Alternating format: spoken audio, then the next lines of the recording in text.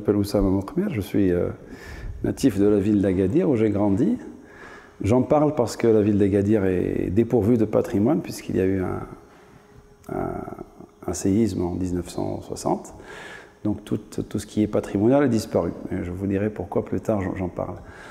Je suis entrepreneur de bâtiment de métier. J'ai commencé à travailler fin des années 90 et arrivé 2003, je me suis reconverti exclusivement dans la construction, je ne dirais pas en terre, mais plus exactement en matériaux écologiques et matériaux locaux.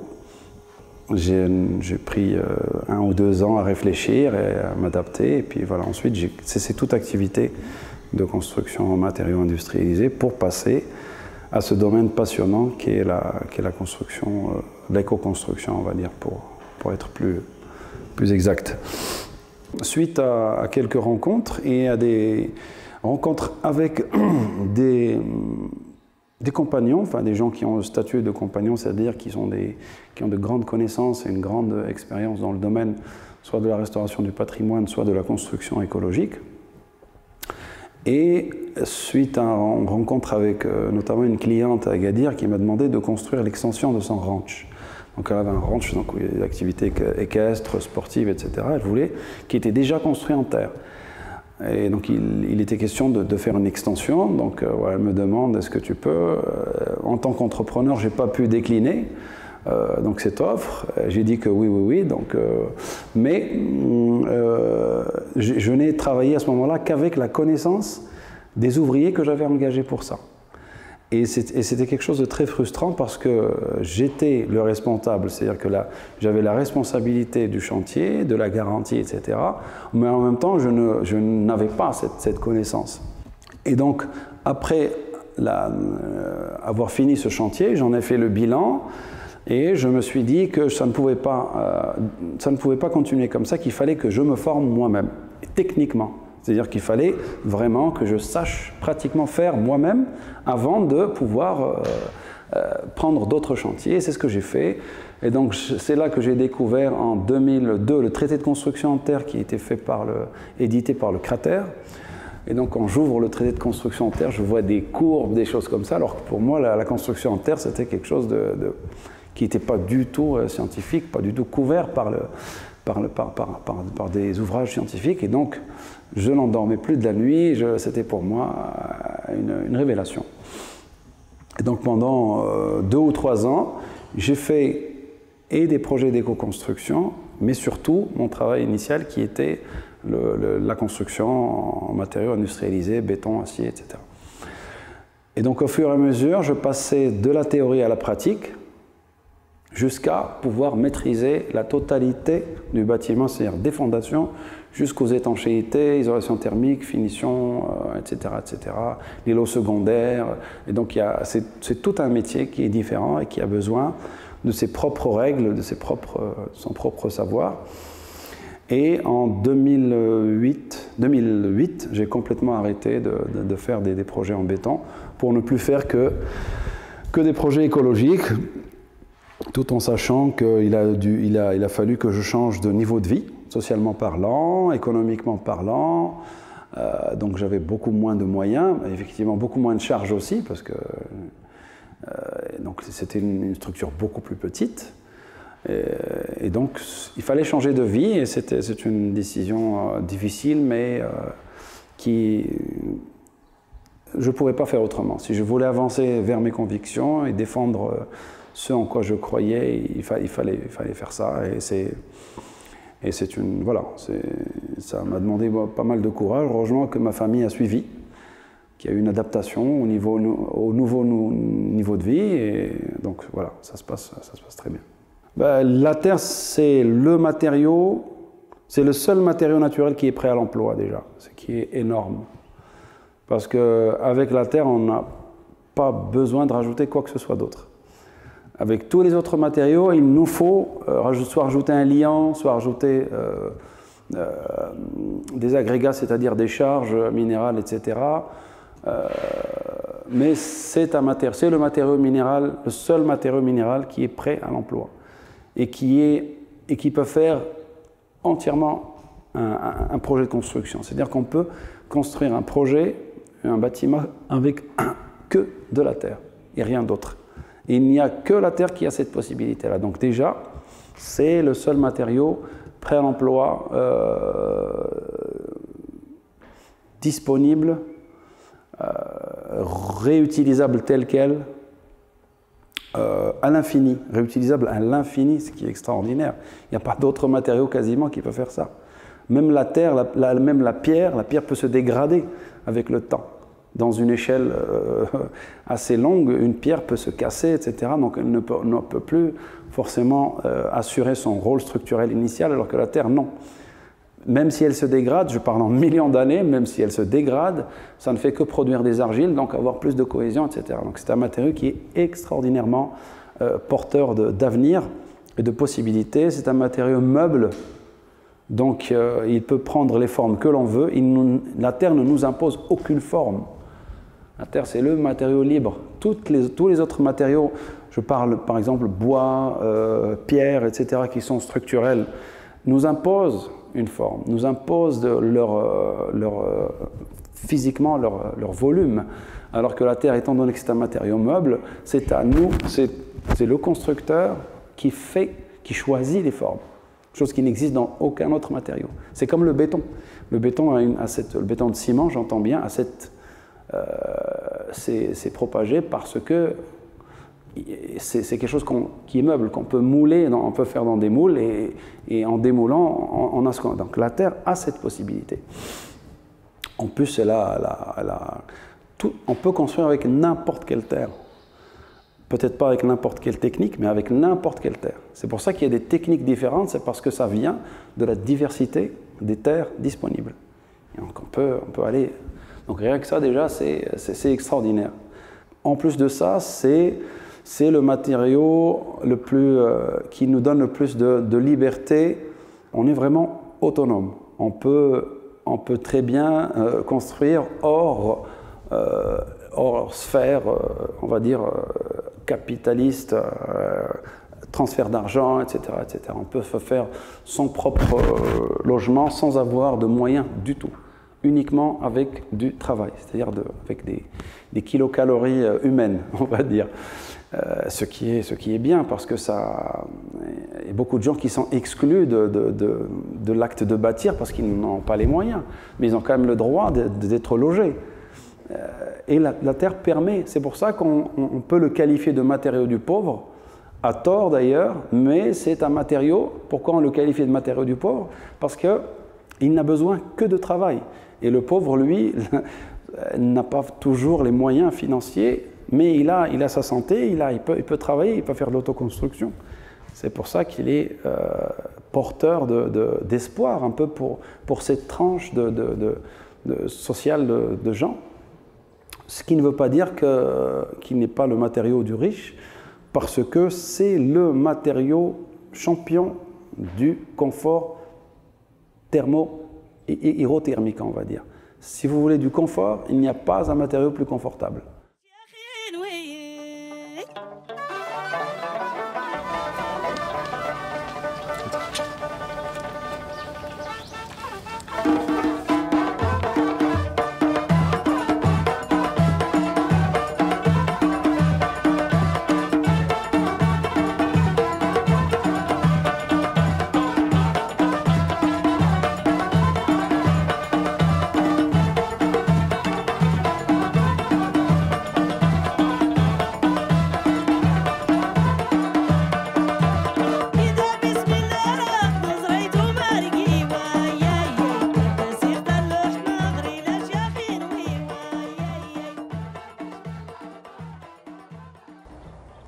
On se situe à l'annexe de la faculté de droit, Marrakech.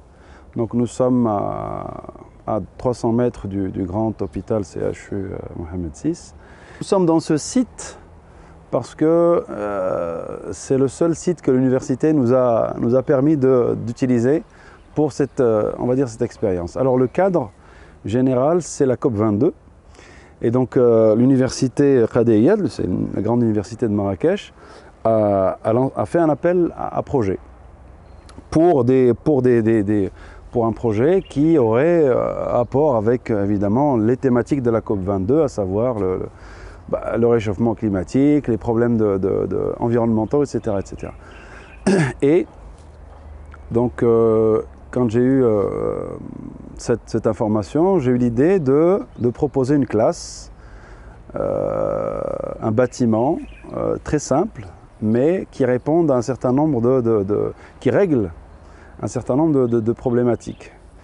Alors, ce bâtiment, comme vous le voyez, il suit les normes du ministère de l'Éducation nationale, à savoir que c'est une classe d'enseignement primaire qui suit un cahier des charges, longueur, largeur, architecture, etc., etc. Premièrement, utiliser un matériau écologique qui n'est pas du tout aujourd'hui utilisé dans ce genre de projet, pour prouver que c'est faisable. Et deuxièmement, la préfabrication, c'est-à-dire avoir des éléments tout prêts à l'emploi, était possible avec ce genre de matériaux. Donc, comme je suis entrepreneur, je suis un petit peu aussi chercheur, j'essaie de développer des solutions. Et donc, c'est la première fois que je conçois finalement un bâtiment. Il y a de la problématique à la solution et à la proposition concrète de la solution. Ce qui fait que ce n'est pas un bâtiment peut-être architecturalement très fin, mais on va dire c'est un petit peu un bâtiment, c'est une réponse d'ingénierie plus que d'architecture. Donc pour convaincre l'université de financer, c'est un petit financement, c'est 200 000 dirhams, donc c'est 20 000 euros. Donc pour les convaincre, il ne suffisait pas de dire je vais construire un bâtiment en terre. Parce qu'il y a d'autres équipes qui ont proposé des bâtiments en terre mais qui n'ont pas été retenus. Donc j'ai essayé d'ajouter une dimension supplémentaire qui est la préfabrication.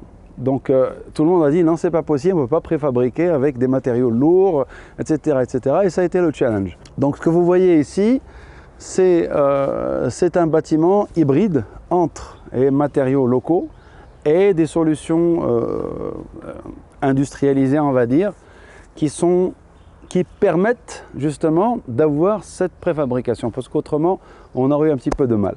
On revient à la terre, effectivement, on peut dire par effet de mode, par effet de prise de conscience, mais nous n'avons pas le choix. C'est-à-dire qu'on a compris que, étant donné que le monde de l'architecture génère près de 40% des gaz à effet de serre, ça veut dire que le domaine de la construction, de façon directe et indirecte, constitue la moitié du problème de notre globe terrestre. La moitié du problème. C'est énorme. On ne peut plus, on revient à la terre et plus globalement aux matériaux écologiques et propres, parce qu'on n'a pas le choix. Tout simplement, on n'a pas le choix. Et parce que la nature fait son travail, c'est-à-dire que tout ce qui n'est pas durable va être éjecté naturellement. Tous les autres matériaux sont soit corrodables, soit ne tiennent pas dans la durée. Qu'est-ce que ça veut dire? Ça veut dire que la nature, elle trie, en fait, automatiquement. Oui, ça a du sens, parce qu'en plus donc, du côté écologique, tout le monde cherche le confort. Est-ce que c'est normal qu'au XXIe siècle, on puisse encore refroidir l'air ambiant avec un split de climatiseur qui, à partir du moment où on l'éteint, on retrouve l'enfer de la chaleur? Ce n'est pas durable. Ce n'est pas durable comme système de climatisation. Alors que quand ce confort thermique vient par irradiation des murs, ça c'est durable, parce qu'on a zéro énergie. Donc, on a des matériaux qui ne sont pas écologiques depuis le début, c'est-à-dire depuis leur construction. Ensuite, pendant la vie en œuvre du bâtiment, ils ne sont pas confortables, donc obligés encore une fois d'injecter de l'énergie. Et en fin de vie, à démolir, c'est des saloperies. Qu'est-ce que vous voulez qu'on en fasse? Et que faire des déchets? C'est énorme. Et en fait, ça a du sens au XXIe siècle parce on a commencé à démolir en masse. Il n'y a que la démolition de masse qui va nous obliger à prendre conscience. Parce que les gens ne prennent pas conscience, parce qu'ils ne voient pas que l'on est obligé de démolir. Ils ne savent pas qu'il y a une durée de vie dans les matériaux qui sont utilisés aujourd'hui. Mais la démolition de masse va amener automatiquement cette conscience, je veux dire. Si vous voyez que votre voisin démolit sa maison, vous allez vous poser des questions ou pas? Grave. Donc ça va être l'enfer pendant 2 ou 3 mois, le temps de démolir. Vous allez voir que c'est apocalyptique, c'est pas très beau à voir. Donc vous allez vous poser des questions. Et donc oui, ça a du sens. En XXe siècle, il n'y en avait pas, et ce n'était pas évident parce que c'était encore tout neuf. On était dans la jeunesse du matériau, je parle béton armé bien évidemment.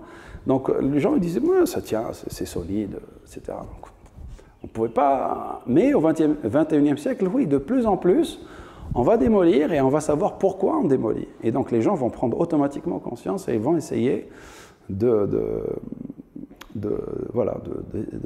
faire des choix plus raisonnables en termes de matériaux de construction. La Médina de Marrakech, elle est construite sur 600 hectares. Il y a 600 hectares d'habitat dense à Marrakech intramuros. Donc la question de savoir est-ce que la construction éthère est adaptée aux structures urbaines denses, nous on a la réponse. On n'essaie pas de disserter, on a la réponse. C'est-à-dire que c'est faisable avec des toutes petites ruelles. Ici, maintenant on a l'avantage haussmannien d'avoir des grandes artères. On est d'accord, on n'est pas d'accord, mais peu importe. Mais on peut acheminer beaucoup plus facilement. On a des engins de levage qui existent, qui sont capables de répondre aux contraintes de manutention du matériau. Maintenant, donc c'est possible. C'est prouvé par le temps et par le patrimoine. Et c'est la force du patrimoine parce que personne ne peut le nier. Il a la force d'exister. Maintenant, les solutions techniques, évidemment que la mise en œuvre du matériau terre doit être adaptée au milieu urbain. Et pour cela, le mieux, c'est la préfabrication d'éléments. En Médina, qu'est-ce qu'ils ont fait pour ça? Et des murs mitoyens, mon ami. Je suis obligé de faire gaffe à ta structure et tu es obligé de faire gaffe à ma structure. Cohésion sociale. Là, c'est démerde-toi, va te faire foutre, toi et ta baraque, elle peut se démolir, j'en ai rien à battre. Et ça, c'est dégueulasse. Le bâtiment, ça doit avoir une force de cohésion, ça doit obliger les gens à avoir de la cohésion sociale. Ça, c'est complètement dépassé, moi je fais, toi tu fais. Non, non, on est obligé d'être l'un à côté de l'autre, comme ça on est obligé de se respecter, on est obligé de faire. Si tu es mon voisin, je suis obligé de surveiller ta baraque. Quoi qu'il arrive. Ça, c'est fort. C'est ça les Médinas. C'est ça les leçons qu'on ne tire pas des structures comme la Médina. On ne tire pas ces conclusions-là. Parce qu'on reste juste un peu superficiel à dire « Ah, c'est joli, un patio, c'est agréable, la fontaine ». Non, c'est pas ça. Il faut voir les autres côtés. La confiance, c'est une confiance personnelle. Et c'est ça l'avantage. C'est que pour construire en terre, tu dois être quelqu'un de confiance. Parce que c'est toi qui fais la pérennité du projet. Parce que comme c'est très peu normalisé, etc., c'est ton savoir, ton sérieux et ta bonne, on va dire, comment on appelle ça, la réputation, qui fait que les gens te font confiance. Et là, je pense qu'on reprend les vrais fondements de l'architecture finalement, parce qu'il faut un rapport de confiance. Ce n'est pas uniquement je vends un truc, je me fais payer et les assurances se chargent du reste. Non, non, non. Je reste solidaire de mes bâtiments. Et ça, c'est une dimension que j'aime beaucoup. Parce que ça m'oblige à rester de bons termes avec mes clients. Et c'est très bien, c'est très très bien parce que c'est grâce à ça que j'ai du travail. Donc, je ne vais pas... Finalement, c'est très bien parce que ça remet l'idée de l'art quelque part. Tu es censé et réputé comme être un homme de l'art. Ce n'est pas la qualité des matériaux que tu achètes qui fait la pérennité de ton projet. Non, c'est ton savoir-faire, ta gestion quotidienne et ton bagage expérimental qui fait que les projets sont bien. Et ça, on ne peut mieux. Parce que le métier de l'entreprise, c'est basé sur la confiance et sur la solidité de ce que l'on propose. On ne propose pas n'importe quoi parce qu'on est solidaire de nos projets. Donc, Les freins, oui. L'essentiel, le plus gros frein aujourd'hui, c'est le côté, on va dire, normatif et juridique surtout des choses. Alors, quand j'ai commencé en 2003, etc., il n'y avait pas de cadre juridique pour ça. Mais la bonne nouvelle, c'est qu'en 2014, le Maroc s'est miraculeusement doté d'un règlement parasismique pour la construction en terre. C'est une aubaine parce qu'il n'y a pas plus de 4 ou 5 pays au monde qui ont un tel règlement, finalement, qui leur permet de construire, de demander une autorisation de construire avec du mur porteur en terre ou avec de la maçonnerie de pierre ourdée à la terre, parce que ça a le même caractère de faiblesse, entre guillemets. Soit la construction en terre, mur porteur, soit la construction en pierre, mais avec un mortier de terre. Donc ce RPCT 2011, comme il s'appelle, est en vigueur depuis mai 2014. Et évidemment, c'est le cadeau qui est venu. Et donc, finalement, j'ai choisi mon métier au bon moment. C'est-à-dire qu'à cette époque-là, j'étais à peine capable de maîtriser toute parce qu'il faut du temps avant de pouvoir maîtriser toutes les étapes du bâtiment et de non seulement maîtriser, mais de pouvoir s'adapter aux différents territoires.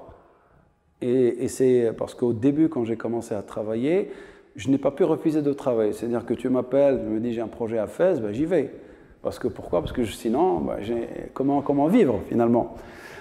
Donc j'ai fait beaucoup de projets partout dans le Maroc, pratiquement. Peut-être pas dans le nord du Maroc, l'extrême nord, ni l'extrême est, mais sinon, j'ai pas mal. Ce qui fait que en étant obligé d'aller dans des territoires différents et quand même de trouver les matériaux que tu vas pouvoir, toi, assurer, ça t'oblige à avoir une connaissance beaucoup plus large.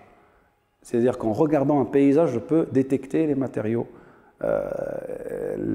et le potentiel en matériaux inertes, en liant, en sable, et c'est une richesse extraordinaire. Ce qui me permet aujourd'hui de pouvoir travailler presque n'importe où.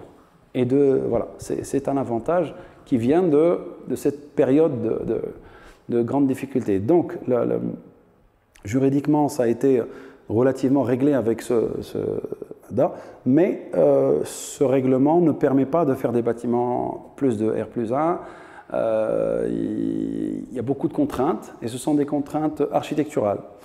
Ce qui fait que les architectes, ça ne les intéresse pas beaucoup, parce que quand tu leur dis qu'ils ne doivent pas dépasser un certain pourcentage d'ouverture dans une façade, par exemple, qui est de 15% ou de 20%, les gens veulent souvent des baies vitrées, etc., pas forcément très adaptées d'ailleurs à notre climat. Mais bon, c'est rentré dans les mœurs, donc il y a des frictions et tout le monde n'est pas d'accord.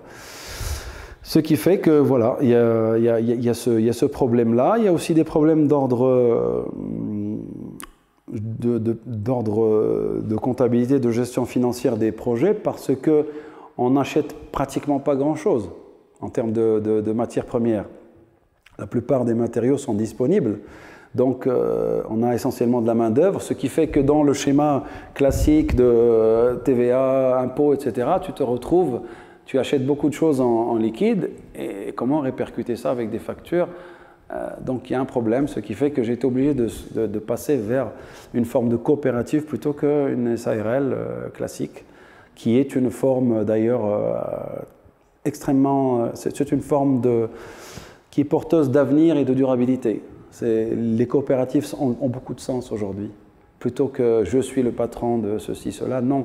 Travailler en coopérative avec des artisans, je pense que c'est l'avenir de la construction écologique, ce qui est très très bien d'ailleurs, parce que ça a une dimension plus de partage que de moi je stocke les richesses.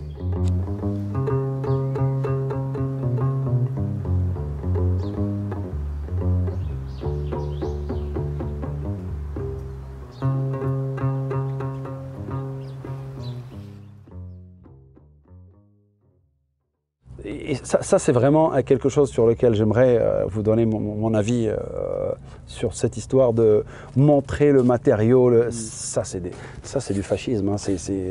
C'est pas sur l'idée, elle est bonne. on va dire. On veut montrer le matériau pour le vulgariser. Mais le prix à payer, il te sort déjà de la partie écologique. Tu es souvent pas écologique parce qu'il faut que tu stabilises.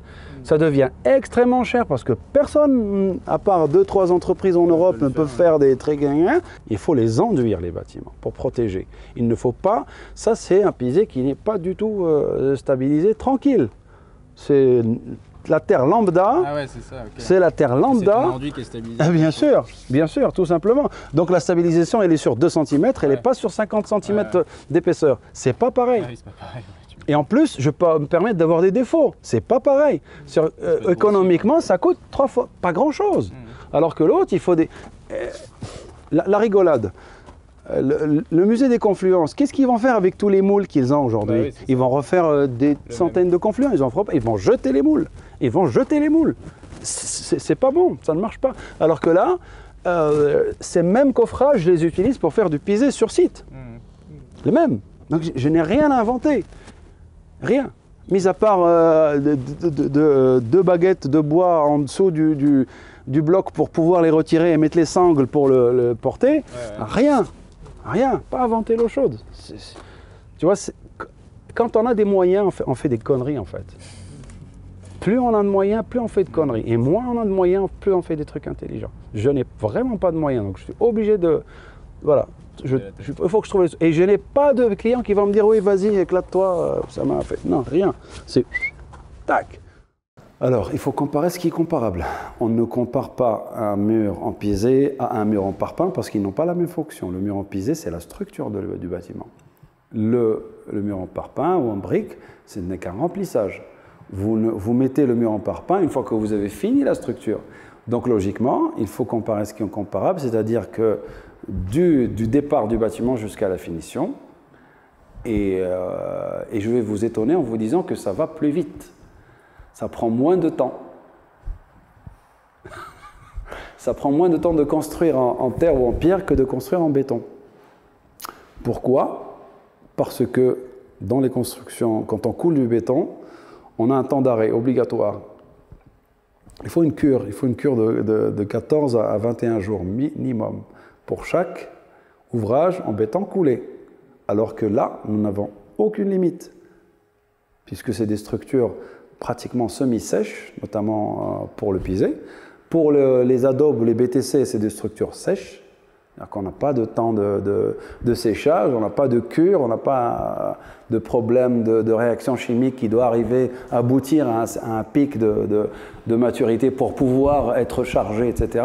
Donc, et ça, je le prouve grâce, premièrement, à ce bâtiment qui a été construit en 2 mois, fini en 2 mois.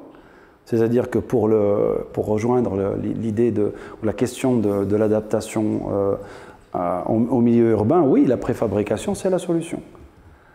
Et de 2, donc Solar Decathlon 2019, j'ai fait 3 projets qui ont tous été construits en moins de 21 jours finis. Si c'est du béton, les 21 jours, c'est juste le temps qu'il faut pour la cure de n'importe quel ouvrage en béton. Donc de quoi on parle? La grande mode aujourd'hui, et depuis déjà un certain nombre d'années, c'est de montrer le pisé brut tel qu'il est, c'est-à-dire non enduit, brut de décoffrage, avec éventuellement des différentes couleurs de terre, etc. Ça plaît à tout le monde, ça fait l'unanimité. C'est très bien parce que ça amène un engouement pour le matériau, un engouement esthétique essentiellement pour le matériau, mais le problème c'est le prix à payer, c'est-à-dire que pour que ces structures en terre restent brutes, lisses et rassurantes, avec des arêtes, avec il faut, le prix à payer, c'est la stabilisation. C'est-à-dire qu'on va rajouter un liant hydraulique, notamment le ciment, voire au moins de la chaux hydraulique, qui sont tous cuits à plus de 1300 degrés, et on stabilise dans la masse. C'est-à-dire que si je stabilise à 5, 6, 7%, un ouvrage qui fait 45 ou 50 cm d'épaisseur, la quantité de liant, elle est énorme. Et en plus de ça, ils vont avoir des structures, soit en métal, soit en béton armé, parce qu'en Europe, on n'a pas le droit d'utiliser ça en tant que structure. Ça veut dire que je me paye une structure en béton armé, que je mets beaucoup de ciment, dans ces murs en terre pour qu'ils restent bruts. Alors, évidemment, je pense que c'est une transition, c'est une période par laquelle c'est bien de convaincre les architectes, les clients éventuellement, etc., les maîtres d'ouvrage, que c'est un matériau qui est joli, etc. C'est vrai que la stabilisation n'enlève rien au confort thermique et hygrométrique et acoustique du matériau, ça c'est vrai, mais du coup le côté écologique est perdu. Il n'y a pas d'avantage écologique à stabiliser le matériau de terre avec du ciment, avec un liant hydraulique. Et donc la solution, c'est qu'il faut dire, voilà, ou bien j'accepte une certaine perte de matière du fait du ruissellement, de pluie, etc. Je l'accepte, je l'admets, et j'intègre ça dans l'acceptation, y compris esthétique du matériau, ou bien j'enduis. Bon, c'est les deux solutions. Il y en avait un qui était intéressant là-dessus, c'est Martin Rauch, qui est un constructeur, encore une fois, non pas architecte, mais constructeur allemand, qui est un céramiste à la base, mais qui a fait beaucoup de choses intéressantes. Pour sa propre maison, il a intégré des briquettes dans les murs en pisé pour freiner justement le ruissellement. Parce que quand il pleut et quand l'eau ruisselle sur une façade, il y a un phénomène d'accélération. Et l'accélération, elle vient plus c'est long, plus la façade est grande, plus ça accélère. Donc quand tu intègres des briquettes, tu casses un peu cette force de l'eau. Il y a une petite perte de matière, c'est vrai, mais ça donne un charme intéressant. Et cette solution, c'est la seule qui m'est apparue, on va dire, au niveau des pays de l'Ouest, on va dire entre guillemets, raisonnable. Pourquoi? Parce qu'il a pris la peine de réfléchir à une solution. Et c'est une solution tirée du patrimoine, encore une fois. Là on se rend compte que le patrimoine peut nourrir, en termes même de solutions techniques, pour éviter de tomber dans les excès de matériaux qui ne sont pas respectables au niveau écologique. Comment je procède? C'est-à-dire que, premièrement, je suis obligé de communiquer, sinon je n'ai pas de travail. Donc pour communiquer, il y a plusieurs manières de le faire. Il y a évidemment les réseaux sociaux, mais avant les réseaux sociaux, est obligé de faire des conférences dans les écoles d'architecture. De fil en aiguille, je me suis retrouvé à enseigner à l'école d'architecture, où j'ai enseigné pendant 6 ans quand même à Marrakech, et 1 année à l'école d'architecture d'Agadir, la première année. Donc voilà, je me suis rendu compte que ce n'était pas du tout enseigné, en tout cas, on donnait aux étudiants quelques brèves informations, mais ça ne leur permettait pas ni de s'intéresser, ni de maîtriser les choses. Donc comment voulez-vous qu'à la sortie, ils puissent proposer à leurs clients éventuels des choses? C'était impossible. Et donc voilà, première chose, ça a été l'enseignement. Ensuite, j'ai fait des ateliers pour enfants. J'avais un client pour lequel j'avais fait un projet en 2013 qui a fait une espèce de ferme pédagogique. Et donc cette ferme pédagogique avait pour vocation de faire des ateliers pour des enfants, des adultes, etc.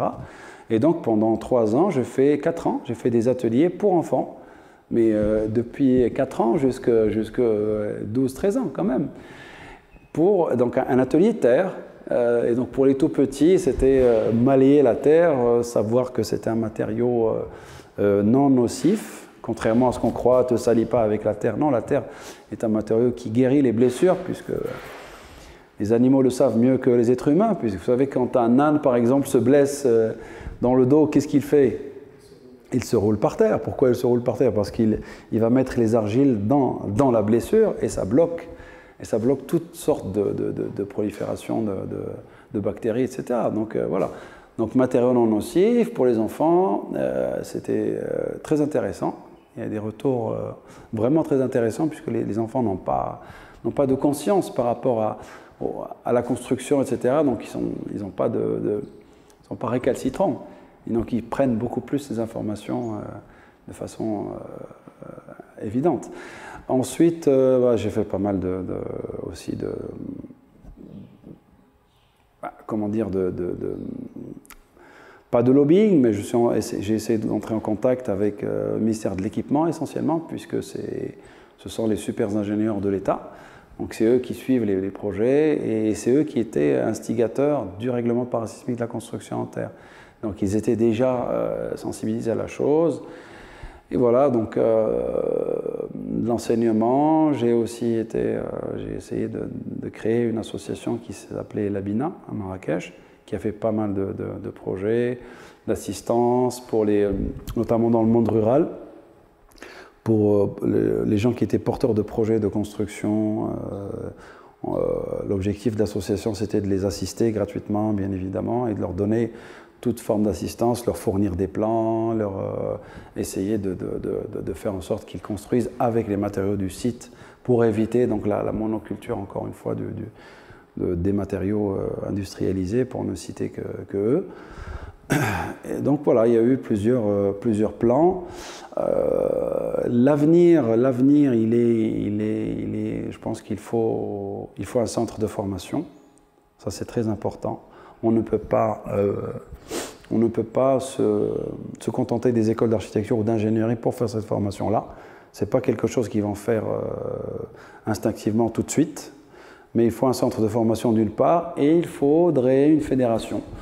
Une fédération qui réunit les professionnels du monde de la construction écologique, vraiment au sens très large, pour qu'on puisse avoir l'oreille et l'écoute des décideurs, parce que c'est un droit aujourd'hui que d'avoir la possibilité de construire avec des matériaux propres, on va dire. Ce n'est pas un luxe, c'est un droit.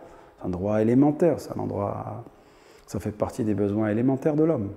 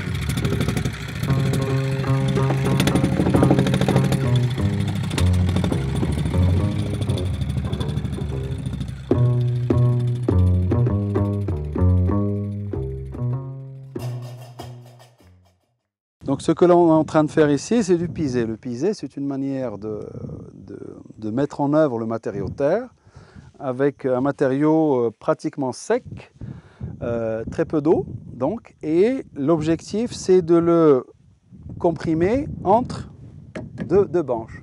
Donc on met le matériau entre les deux banches, à l'état liquide, on le verse, on le comprime. La compression sert à densifier le matériau, donc à chasser l'air vers l'extérieur et d'avoir un maximum de contact entre les grains. Donc il y a une densité et une solidité du matériau. Et une fois qu'on a disposé une couche, qu'on l'a compactée, on remet une couche et ainsi de suite par couche jusqu'à arriver tout en haut du coffrage. Quand on arrive tout en haut du coffrage, on peut desserrer ici et enlever notre coffrage. Et comme c'est quand même comme un moule à gâteau, ce que l'on voit, c'est la forme du coffrage. C'est une technique de moulage et coffrage en même temps. Et donc, initialement, avant l'ère, on va dire, industrialisée, et avant l'intérêt qui est porté aujourd'hui à l'architecture de terre, on compactait avec des pisoirs en bois. Donc, c'était l'énergie humaine à 100% qui servait à densifier le matériau. Bon, ça a un côté pénible et un côté répétitif. Donc je vais vous montrer le pisoir classique en bois, ensuite le pisoir bois et métal, et ensuite donc ce compacteur-là qui permet d'avoir, grâce à une force, grâce à un moteur électrique à rotation, qui permet de compacter le matériau. Donc le pisoir classique, c'est celui-là, avec lequel on donne des coups.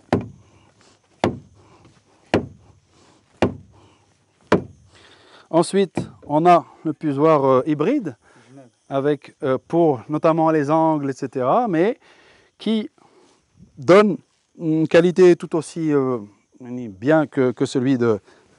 C'est pas le même bruit, hein. Vous voyez, là, le bois.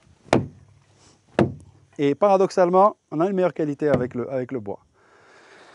Parce que comme le choc est relativement mou, ça c'est un choc qui est plus dur, mais bon, avec l'expérience, on s'est rendu compte que le bois compacte mieux. Maintenant, donc ces deux engins-là, on les garde uniquement pour des endroits un petit peu où la machine ne peut pas vraiment accéder facilement, etc. Mais le plus gros maintenant, c'est le compactage avec des engins type celui-là. On en a qui sont beaucoup plus gros, plus puissants, avec des avantages et des inconvénients. Mais quand on a une terre de bonne qualité, moins de compactage suffit pour avoir de la qualité globalement. Moins la terre est bonne, plus il faut de la force. On compense par la force de compactage.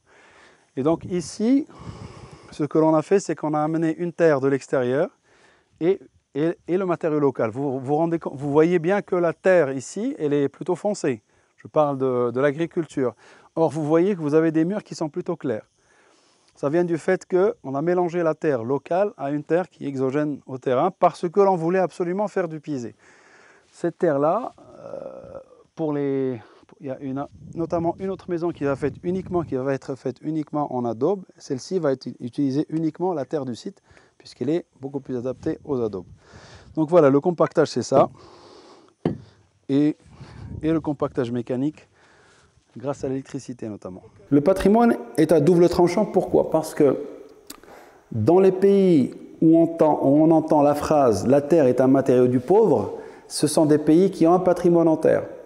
Parce que les pays qui n'ont pas de patrimoine en terre, l'Australie par exemple, ou peut-être même l'Amérique du Nord, le Canada, n'ont pas de patrimoine en terre, très peu.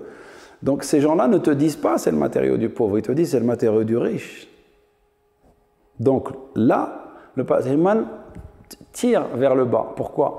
Parce que, évidemment, ça fait peut-être 100 ans qu'on ne construit plus en terre de façon globale au Maroc. Et donc les bâtiments commencent à être vétustes, ils sont déconsidérés. Donc qu'est-ce qu'on voit? On voit des bâtiments qui croulent, évidemment, pas entretenus, pas aimés, pas... Donc finalement, les gens se disent, si c'est ça la terre, je n'en veux pas. Et ils ont raison. Donc à ce niveau-là, le patrimoine te tire vers le bas. Mais la contrepartie, c'est qu'on a aussi des bâtiments d'excellente facture qui ont 1000 ans et plus. Je dis bien 1000 ans et plus. La Koutoubia, elle a 900 ans. On a des ouvrages de 950, 980 ans à Marrakech. Donc quand quelqu'un vous dit « Ah là, c'est pas durable », voilà. Donc le patrimoine est porteur des deux extrêmes en termes de durabilité et de solidité. Voilà, quand on a des architectures ou parce que dans la terre aussi on peut faire du mauvais travail ou juste du travail de dépannage. Quelqu'un qui veut juste faire une petite 4 murs ne va pas forcément ni faire des bonnes fondations, ni des soubassements de qualité, ni des enduits de qualité, ni une couverture de qualité, etc. Donc on a tendance à plus voir de petits bâtiments pas très bien faits à la base, donc qui vieillissent pas très bien, que de voir des palais et des ouvrages, des grandes mosquées, des bâtiments qui sont en fait la référence. Voilà. Donc on a des références qui sont là, mais on a aussi beaucoup de petits ouvrages qui déconsidèrent le matériau, qui le rendent matériau du pauvre. Maintenant, le patrimoine, qu'est-ce qu'il peut nous donner? Oui, le patrimoine peut nous donner toutes les solutions constructives dont on a besoin. Parce que quand on veut construire, notamment en terre, la chose la plus facile, c'est la construction, c'est le mur en terre. Mais le patrimoine, lui, te donne tout ce qui a pu être possible de faire sur des centaines d'années, voire en milliers d'années. Donc on peut s'inspirer, prendre les choses telles quelles. Il y a beaucoup de choses qu'on peut reconduire telles quelles. Il y a d'autres qu'on ne peut plus parce que pour cause de pénibilité, pour cause des choses qui n'étaient pas très écologiques, ou alors qui n'existent plus, on n'a plus la matière première, etc., etc. Donc le patrimoine va nous nourrir, et je n'ai pu vraiment avancer dans ma connaissance que grâce au patrimoine. C'est-à-dire que j'ai suivi le cursus classique, la connaissance via cratère, etc., mais tu es vite bloqué parce qu'ils ne traitent que des murs en terre et certains enduits en terre. Donc, tu ne peux pas avancer avec ça. Comment tu vas faire pour les fondations? Le cratère te dit, il te donne un dessin avec... comment? Et est-ce que c'est adapté à ton site, pas, etc. Comment tu couvres?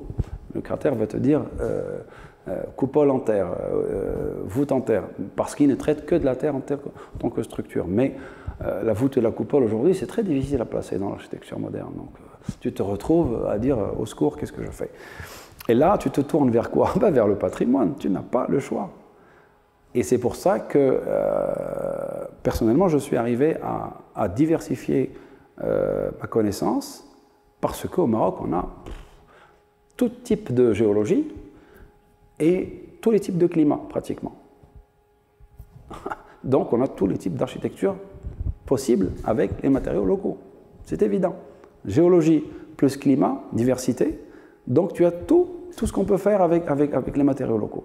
Il n'y a rien qui existe dans le monde, pratiquement, que l'on n'ait pas au Maroc. Peut-être il y a des niveaux plus élaborés dans certains pays, sur le bois, par exemple, sur des choses, ou même sur la pierre, mais grosso modo, on arrive. On n'a pas besoin de ce niveau d'élaboration pour éco-construire aujourd'hui, parce que ça fait que relever le prix, etc. Donc, les solutions, je les ai directement tirées du patrimoine. Je ne parle pas de n'importe quel patrimoine, je parle de patrimoine assez presque monumental, quelque chose de très important. La solution est très simple, en fait. Il faut en faire un centre de formation. Je prends une Casbah, par exemple. Cette Casbah, j'en fais un projet de centre de formation. Quel est l'avantage de cette Casbah? C'est qu'elle est dans un territoire donné et qu'elle est pratiquement ce que l'on a pu faire de mieux dans ce territoire. C'est pour ça qu'elle a ce caractère monumental. Ce n'est pas facile de construire des choses très grande hauteur avec un matériau réputé aussi faible. Ce n'est pas n'importe quoi. Il faut avoir du courage et de la connaissance bien solide pour arriver à ça. C'est des gens qui avaient confiance en leurs matériaux et en leur capacité à gérer ce matériau. Sinon, tu ne mets pas des 4 ou 5 niveaux. Tu ne le fais pas. Hein. Même avec le béton, quand tu fais 5 niveaux, tu te dis « Ah, est-ce que tu as bien assuré? Est-ce qu'il y a assez de ciment, assez de trucs ?» Donc, en terre, des gens comme ça avaient vraiment un savoir-faire. Alors, imaginons que l'on prenne une Casbah dans une région donnée et qu'on en fait un centre de formation. Ce centre de formation va drainer des apprenants et grâce à ces apprenants-là qui vont payer modiquement de leur stage ou leur de formation, on va restaurer ce même bien. Au bout de 2, 3, 4 ans, ce bâtiment va devenir vraiment stable, impeccable dans le temps et en même temps sera la conservation de ce qui peut se faire de mieux dans cette région. Parce que c'est ça qui est bien, c'est qu'un bâtiment monumental contient forcément ce qu'il y a de mieux. Autrement, on n'avait pas tenu dans le temps. Donc, si on répercute ça sur plusieurs territoires, on va avoir de la conservation et de la transmission de savoir et des projets qui n'ont pas besoin d'être financés surtout. Il suffit d'en faire un. Si on en fait un, les gens qui sont porteurs de ce genre de projet vont venir se former eux-mêmes à ce genre de dynamique. Premier conseil, il faut se former. Et avant de se former, il faut savoir pourquoi on fait ce métier et avoir des arguments très, très forts. Parce qu'on ne se lance pas comme ça, ce n'est pas une option parmi les options en fait. C'est la seule option. Déjà quand on démarre comme ça, on risque d'aller beaucoup plus loin qu'une option parmi d'autres. Parce que dans tous les domaines où on essaie d'aller dans le vrai, le propre, le durable, il est évident que sur le chemin, on a des obstacles. Donc plus l'énergie de départ est forte, plus tu vas arriver à dépasser. Il faut s'attendre à avoir des petites périodes de crise, des trucs qui ne fonctionnent pas, etc. Donc c'est d'abord se charger bien comme il faut et de dire je fais ça parce que peut-être je n'ai pas le droit de faire autre chose. D'abord ça. Est-ce qu'on a le droit réellement aujourd'hui pour gagner sa vie, de supprimer les chances de ceux qui viennent après nous? On n'a pas le droit de faire ça. On n'a pas le droit de faire ça. C'est clair. C'est criminel. Il faut appeler les choses comme elles sont. Ce n'est pas une option parmi les autres. C'est criminel que de dégrader un environnement que les êtres humains et d'autres animaux ont besoin pour vivre. Si tu ne peux pas. Donc voilà, l'énergie de départ doit être forte. Ensuite, il faut se former. Il faut se former. Il faut se former dans plusieurs domaines, y compris l'architecture, y compris l'ingénierie. Il faut être homme de l'art. Il faut descendre au niveau Parce que pour comprendre quelque chose, pour pouvoir le prescrire, pour pouvoir le diffuser, l'améliorer éventuellement, il faut le toucher. Voilà, il faut toucher, il faut avoir des connaissances théoriques et pratiques. Il ne faut pas se gêner, il faut aller chercher la science là où elle est, sans aucun état d'âme.